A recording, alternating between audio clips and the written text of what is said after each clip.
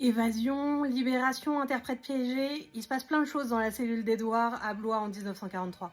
Édouard a écrit toute sa vie dans ses carnets et a gardé toutes ses correspondances. On retrace son histoire ensemble. 5 juin. Nouveau sous-off. Fernand n'est plus ici depuis jeudi soir. 8 juin. Un copain s'évade. 10 juin. Depuis mardi, je n'ai plus de grammaire allemande. J'en suis désespérée. À 6 heures, on me la rend. 13 juin. Pentecôte, première communion de mon fils à Orléans. Je n'y suis pas. 17 juin. Ce matin seulement, on me remet le paquet complet. On met dans ma cellule un banquier de Vendôme. Le nouveau sous-off est tout jeune, très bien, il est sarrois. 20 juin, la Trinité. Il y a 1 mois que je suis en prison. 21 juin. Nous sommes 3 dans ma cellule, dont un jeune homme qui avait vendu quelques louis d'or. 22 juin. Claude doit passer sa rhétorique aujourd'hui. 23 juin.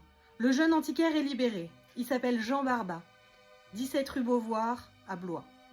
24 juin. Je reçois un colis de Margot parti la veille. J'en avais reçu un lundi dernier, parti le samedi 19. À 16 heures, le banquier Gaspard est libéré. Je suis seule à nouveau. Là, on ne sait pas trop s'il est content d'être seul ou s'il aimait bien avoir de la compagnie au final. C'est pas très lisible. 25 juin. Il y a 1 mois que je suis à Blois. 26 juin. La fée de commandature m'apporte un paquet qui avait dû être déposé chez elle depuis 15 jours. Il y avait un pigeon pourri, etc. Nouveau sous-officier. Un grand avec pipe.